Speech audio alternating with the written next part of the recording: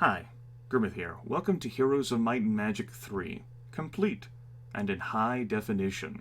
This is the GOG version. Future Grimith may remember to put a link to the HD patch in the video description below. This recording's at 1920 by 1080. The game window is not perfectly that. There will be some boxing at the top and bottom. The boxing at the left and right may flesh out. I don't know. I haven't run a map with this patch before. I don't have much familiarity with 3. I played it in the early 2000s. I am a big fan of New World Computing. This was developed by them and published by 3DO. I have enjoyed their products for some time. I deeply love Heroes of Might and Magic 2.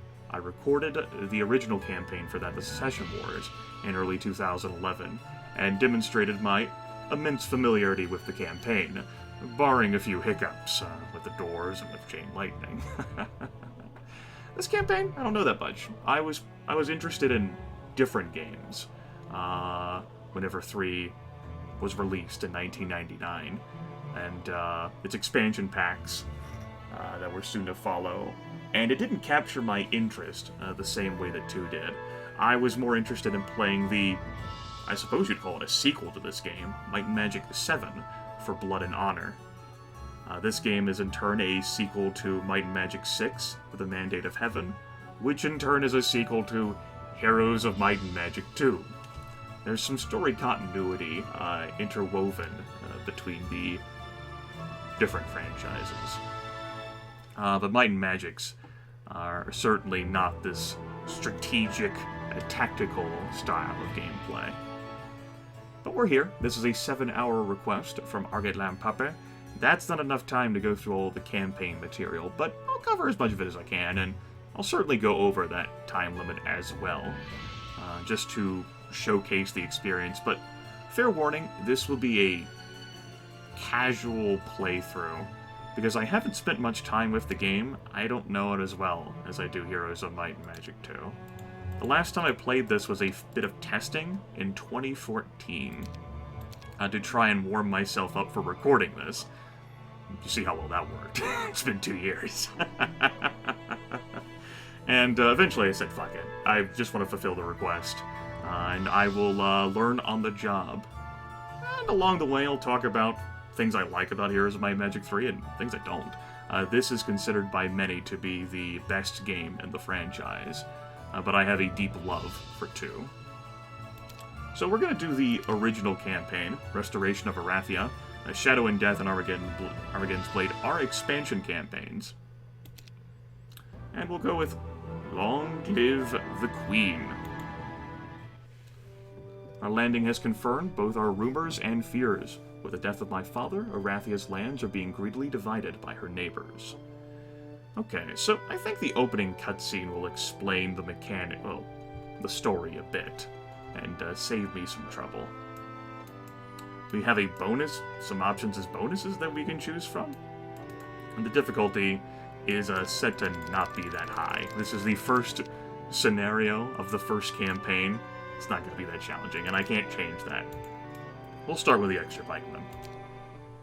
Our initial landing has captured a devastated outpost. Information is scarce and unreliable at best. Neighboring citizens have fled their villages. Remaining survivors tell conflicting stories. Evidence points to a Nyan invasion. Rally local militia and train them quickly. Destroy all hostile forces you encounter. Assume the worst. Assume we are at war. Alright. From Catherine Ironfist, Queen of Inroth. General, our initial landing shows evidence of an invasion by the dungeon overlords of Nyan. Alright, so if you'll recall the second game, we had the 2 brothers, Roland Ironfist and Archibald Ironfist. We chose to side with Archibald, and Roland got fucked. Canonically, Roland won that war. Catherine is his wife, and she has traveled from Inroth to Erathia in response to so much hubbub in her homeland. Events surrounding her father, events surrounding invasions. She has some concern, and she is here to resolve those concerns. These people have been under Nyan military rule for the past 30 days. We assume the adjacent towns of Plinth, Miram, and Tralia are also under Nyan or Eoful occupation. Other generals are fanning through the region to determine the extent of the territorial violation. For this area, your goal is simple. Establish a base of operations, rally local militia, determine the extent of the Nyan occupation, and find their invasion route. If you can secure their main base of operations, we'll be able to quickly eliminate any remaining forces. Good luck. Why, thank you. Let's go ahead and put a save here in LGWI 1. Neat. Right. So we have our world map overview here, along with Christian. He is our starting hero. He's a level 1 knight. He's got some basic leadership, which helps him lead troops, and some basic artillery, which gives him some better control with his ballista, which is a specialty. He starts with one. It's a war machine, and it has an influence on the in combat, which we will undoubtedly get to. Your strategic overview here. You have various turns, which are divided into days, which are, of course, in weeks and in months. We have lots of enemies surrounding us. I say enemies with quotation marks, because they will undoubtedly join us. This is the first mission of the first campaign, and they will side with us. We have boats here to simulate the fact that we've traveled a great deal in water, and we start with an initial outpost, Caryatid, which is a lovely faction town. Has some stuff in it. Neat.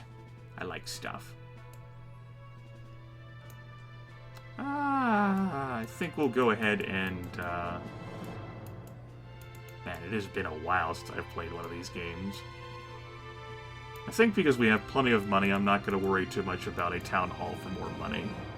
I'm going to build a ballista, and then probably recruit a, we'll get a barracks up, so that I can have different troop types with me. Christian already starts with a ballista, so this really isn't a help for him. Also, we're going to see about recruiting a different hero. Sorsha here is a knight, and she'll have some pikemen to give to Christian. Hooray. Those are halberdiers. They're the upgraded versions. Neat. There's a mage's guild. Knights don't start default with a spell book. Terrible.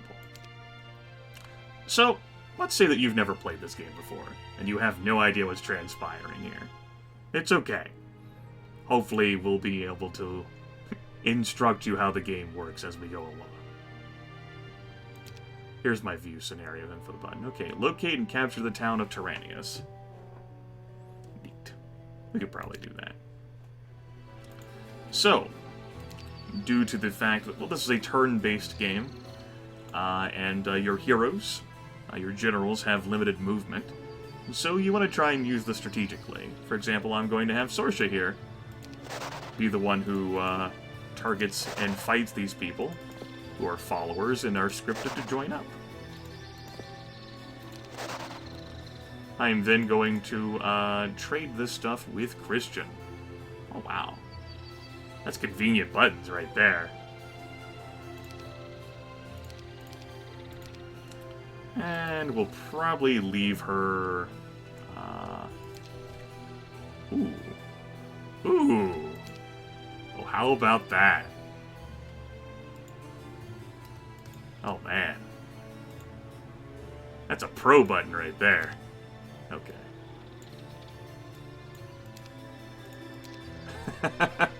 Sorry, just a little impressed at the interface. That's cool.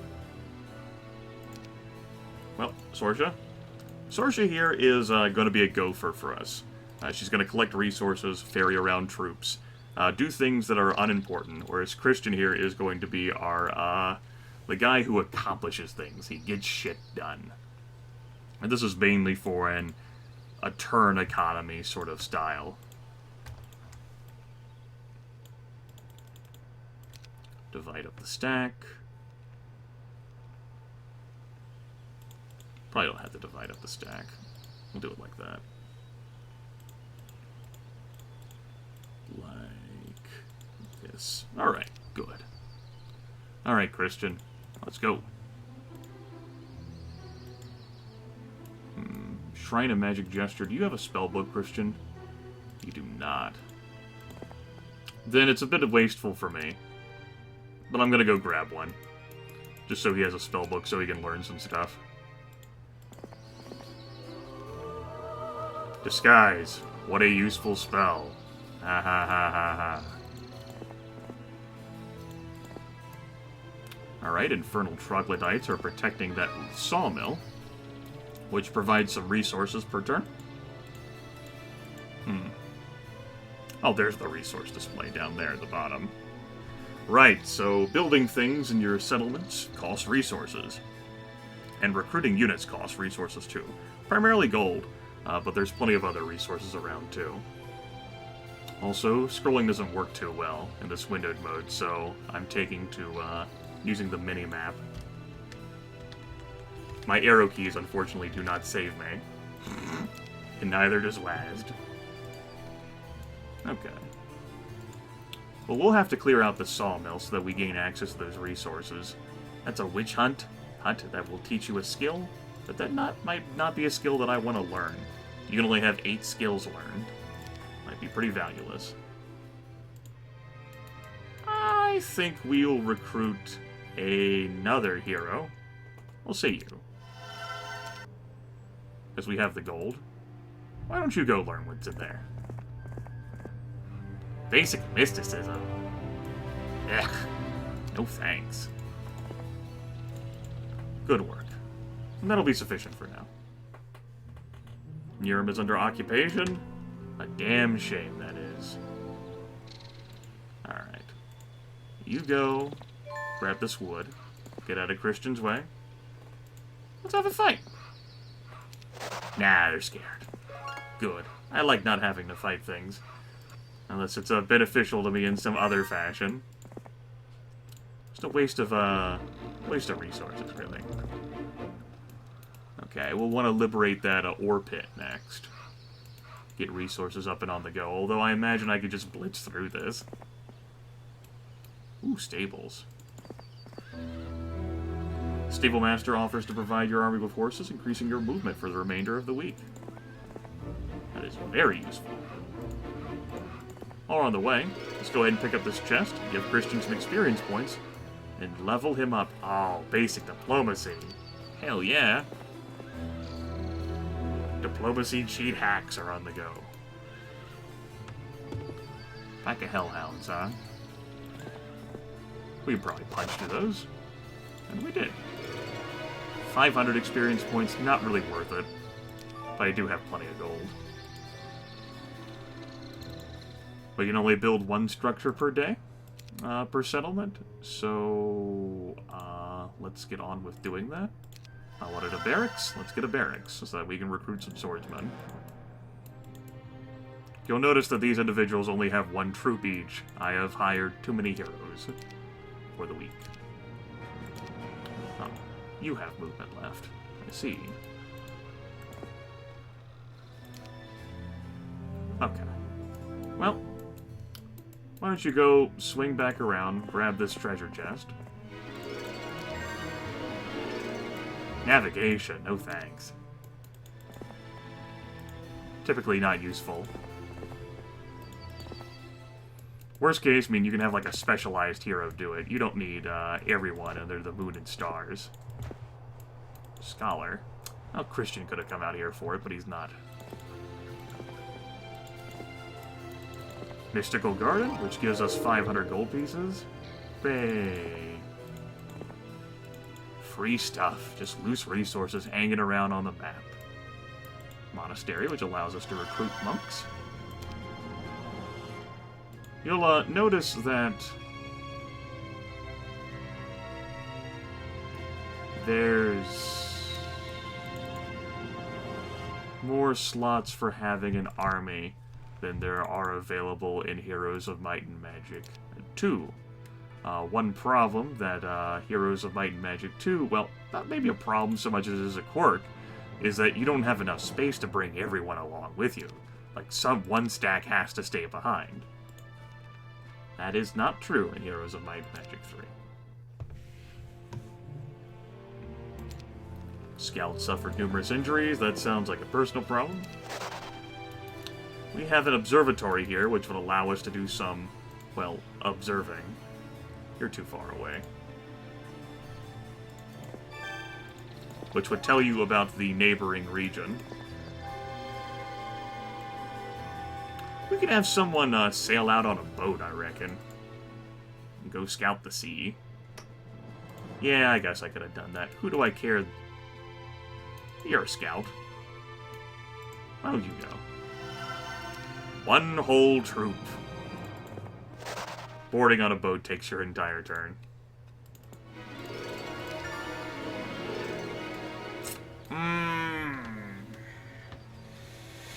Basic fire magic, huh? What magics matter in this game? Is it earth and air? Water? I think fire matters the least. Damn, can't really remember that well. Well, I'm not going to worry too much about it. Let's go ahead and give him some basic fire magic. It's not exactly common for knights to get access to learning magic, so nuts to it.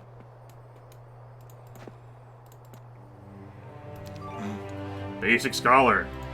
How useful. Go ahead and make that gold. And you... Sure, you can visit the Marletto Tower, get +1 defense for your one troop that you have.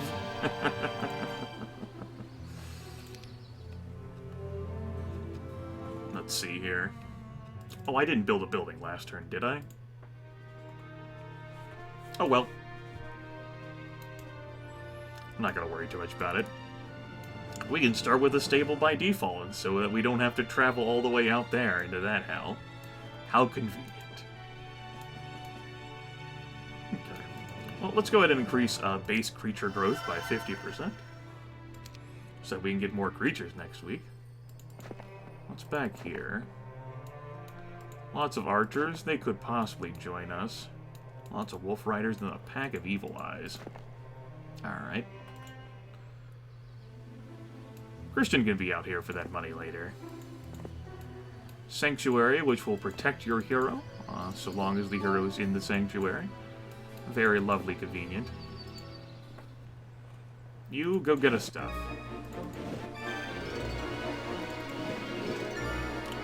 The hero is almost paid for herself. Lovely. I like that kind of efficiency. Sure, I'm willing to pay 2,000 gold to avoid a fight.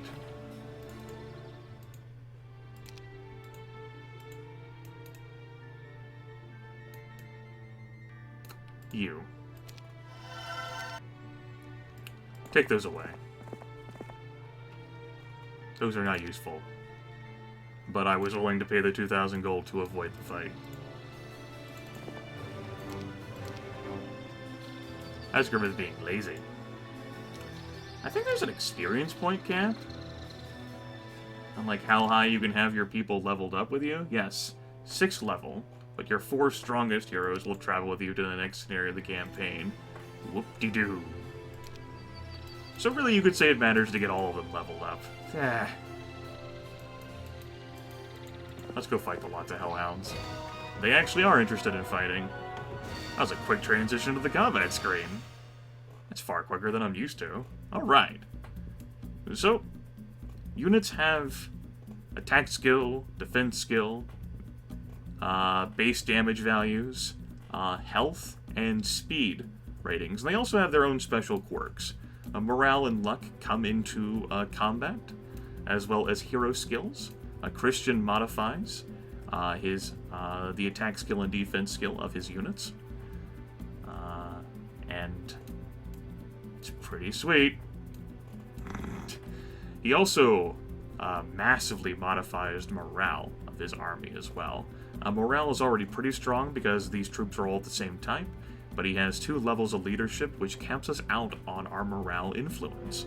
We don't have any luck influences here. Range attacks, you'll see that broken arrow there, aren't so effective at long ranges, or behind obstacles like city walls, but these hellhounds have walked so close next to us. They've acted first, and they've got in range of my marksmen, who are upgraded archers. They get 2 shots. You see down there in the bottom middle of the combat screen, I dislike how it's not fleshed out over the entire window, but such is life. My marksmen have 24 shots left, and they're going to deal 30 to 46 points of damage, which is certainly not going to take out the entire stack. That's going to make a difference. Cerberus have a 3-headed attack, and enemies can't retaliate when the Cerberus attack them. So, if we had enemies stacked like along here, along these 3 hexes, these enemies could attack this middle hex here, and also harm these other 2. Dangerous units. We don't want them to get close to us. These hellhounds don't have that effect at all. You can get retaliatory attacks. Unfortunately, my swordsmen are not really close enough to reach. That is painful.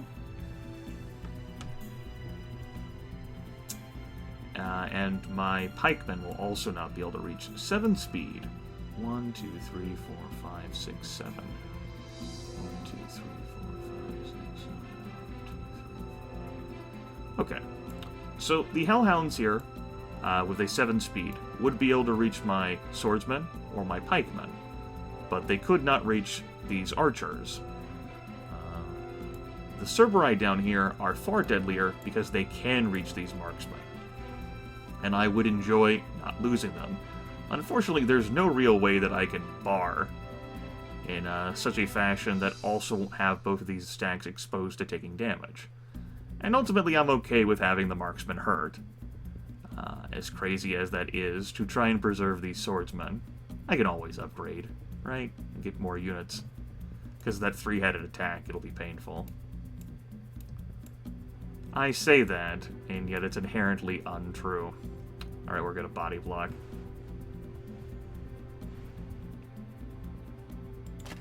Get down there. Well, works for me. Let's get him.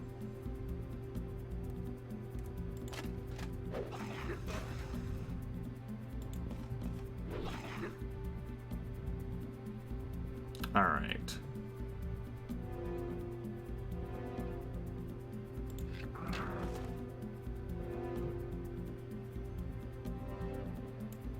All those archers may have been... there may have been enough of them to finish off that stack anyway. Oh well.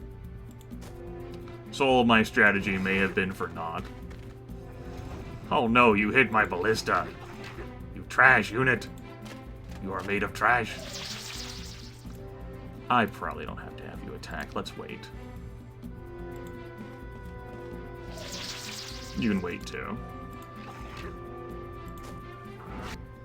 Well, we didn't lose anything anyway, so ultimately not a big deal. Now, because we'll take our heroes with us to the next area, it wouldn't exactly hurt to get all these little knick-knack upgrade things. In part, I believe that's why all these little knick-knack upgrade things were placed around the map, so that you could partake in them, but, man, is it really necessary to just, like, try and take all these things? I don't think so. I don't think it's ultimately a big deal.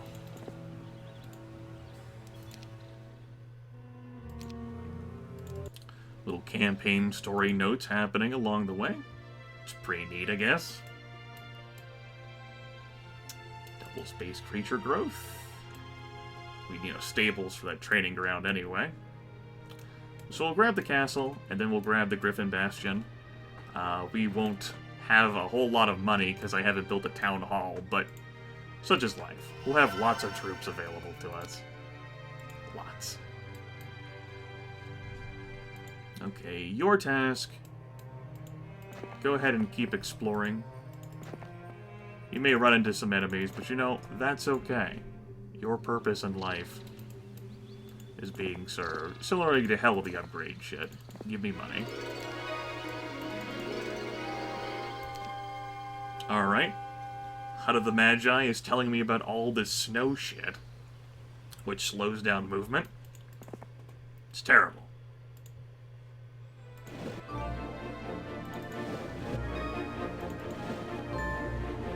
Good work, hero. You paid for yourself. I should have gotten you sooner, but I didn't. I'm a terrible player. I'm sorry, everyone. Okay, and now for Christian, whose turn units are the most valuable. Now, hero speed is determined in part based on the slowest unit of your group. So if I really wanted to try and, you know, like, instill the idea of efficiency, I'd have like a secondary hero follow around to carry around all the slow shit. But there comes a point where we reach, like, my desires to micromanage. And I don't think that's really necessary for this campaign. I don't think. Hell do I know, right? So you're going to be close to the level cap. You'll fight enough that you'll reach the level cap. So I don't think I need to give him any more experience points from chess.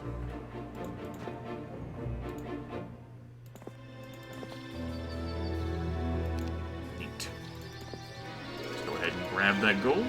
That'll be of use in recruiting some troops. And you need to position yourself to... Oh, we never took the Griffin Tower. Damn, we'll lose out on its abilities that it would give us. Oh well. Which would basically just allow us to get more Griffins.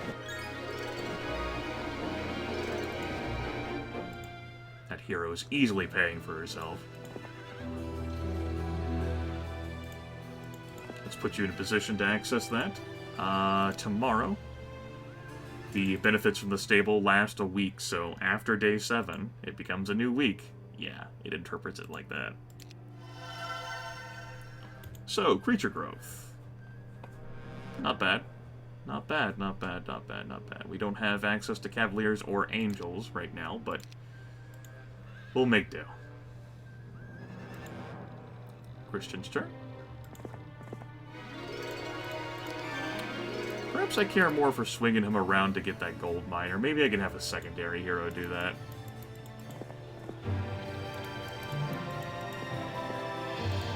Who can say? What I will say is that we will end this turn. Oh, we saw some movement from the enemy team. How about that?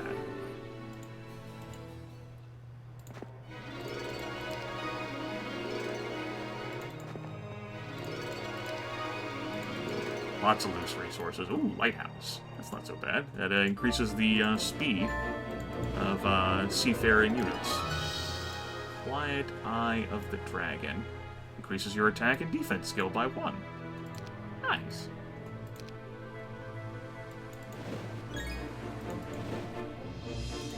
Alright. You? Is it stable? Get a windmill? I don't know, you can go pound sand, I guess. You hang out there and wait. Let's go ahead and build that town hall. That'll pay for itself in a few days.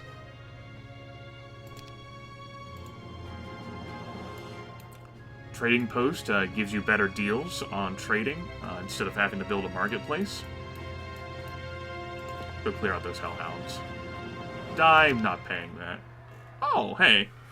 I'm used to in Heroes of Might and Magic 2, if you refuse a generous diplomacy offer, the enemy will attack you. I didn't think they would run away. All the same. Well, hell, I guess I didn't have to spend any money on those... Was it Gogs? It was Gogs, wasn't it? Yeah, it was Gogs. Oh well.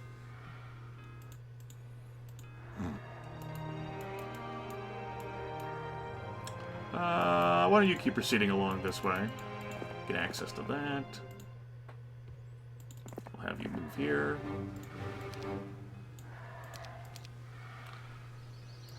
And inefficiently move up behind you instead of just handing them off to you when you were closer, because I'm stupid. That's me, stupid Grimith.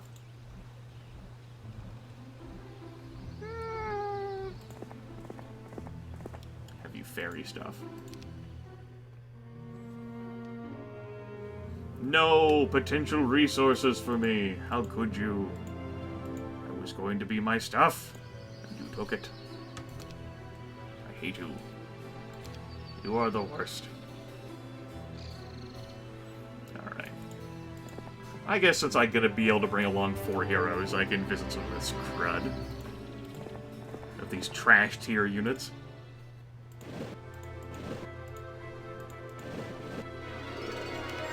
Dragonbone Greaves, huh? Yeah, she's definitely paid for herself. Good work. Shiva the Barbarian.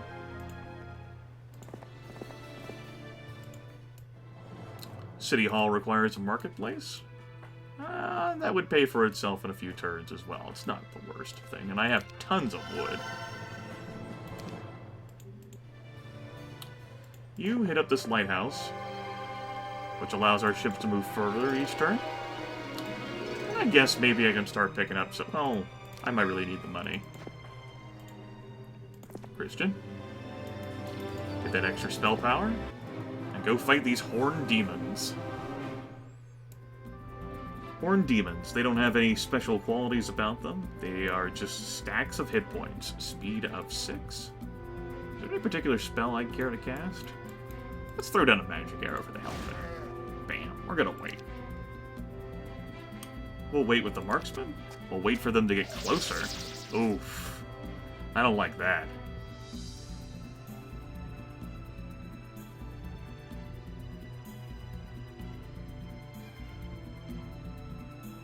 Yeah, I'm willing to use a few units.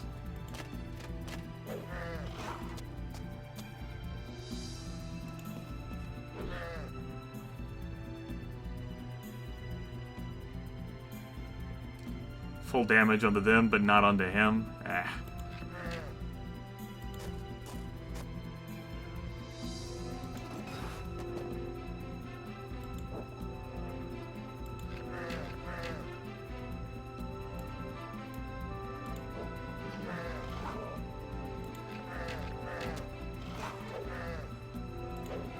Alright, a swordsman and a griffin.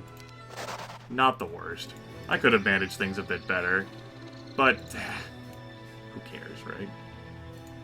I should have her up here to collect all this loose stuff.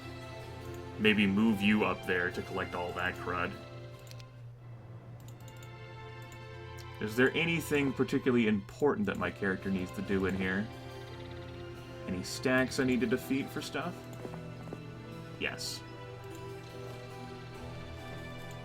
Should probably go get some more... Oh, recruit the troops.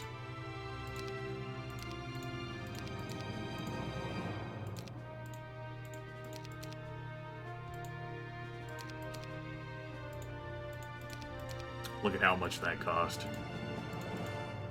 Okay. Dismiss that unit. Let's go deliver this. Alright.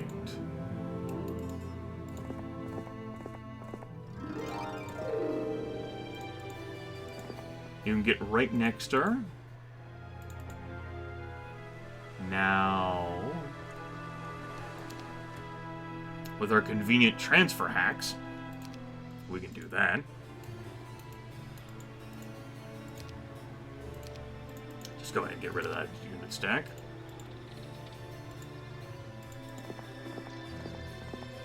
Go ahead and move you into close proximity there. I should be able to resolve these hellhounds. Oh, let's wait.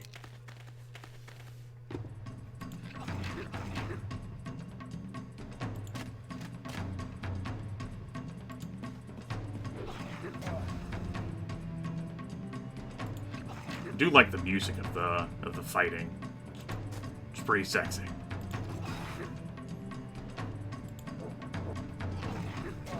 Damn, that was a mistake. I thought I'd actually defeat him. Thought the griffins would deal more damage. Both the griffins and the pikemen took damage there for sure. A little bit sloppy. Ooh. Ballistics, huh? I do like ballistics. Gives me control of the catapult. With ballistics, that means that I can have an easier time getting over the walls. Night troops have a lot of walkers in them. I think I should pick that up. Perhaps a mistake. Who could say? We'll go down here long enough to grab this crystal mine, but she can probably deal with, Serena here can deal with all that loose change. Fight lots of harpy hags. God, they're annoying. Oh well. Why don't you have the troop transfer done? Okay. Monks or range units? I'll actually have you situated like this, I guess. Yeah, something like that. Alright, your job is to head out of the snow. And you, since you now have a bit more movement... Torso of Legion, huh? That's not bad. Just have to have a hero in town in order for that to really be of use. That's part of an artifact set, if memory serves. Let's grab that City Hall. That'll pay for itself. Just needs a few turns. See enemies there who are active? No harpy hags. Just go away. I hate harpy hags.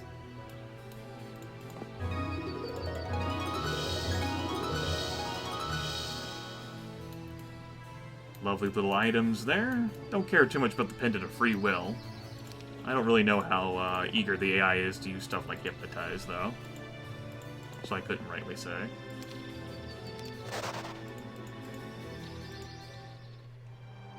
I certainly do appreciate Diplomacy doing its work there. It's doing quite a bit of work for only having a basic version of it.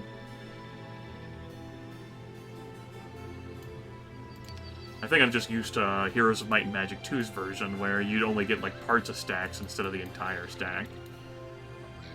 I reckon so. I don't have a problem with it.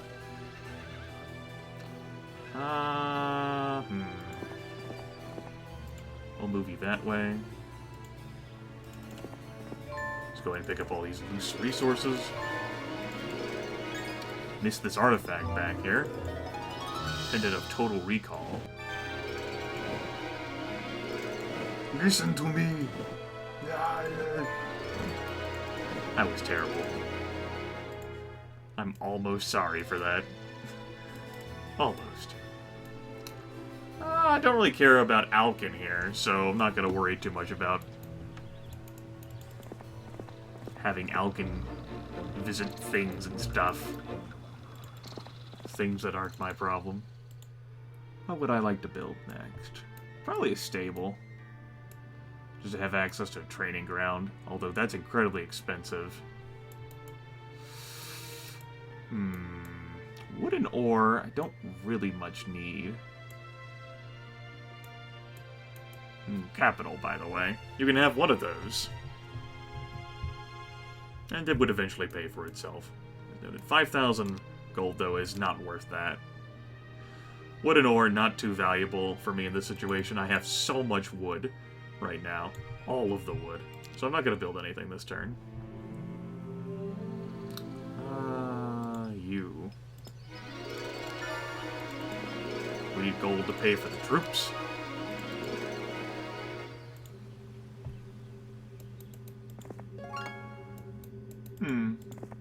Wonder where that leads. Monolith two-way, huh? Let's go ahead and save the video here. And what time is it? How long has this gone on?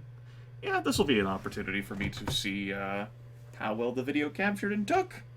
I'll talk to you later. Toodaloo.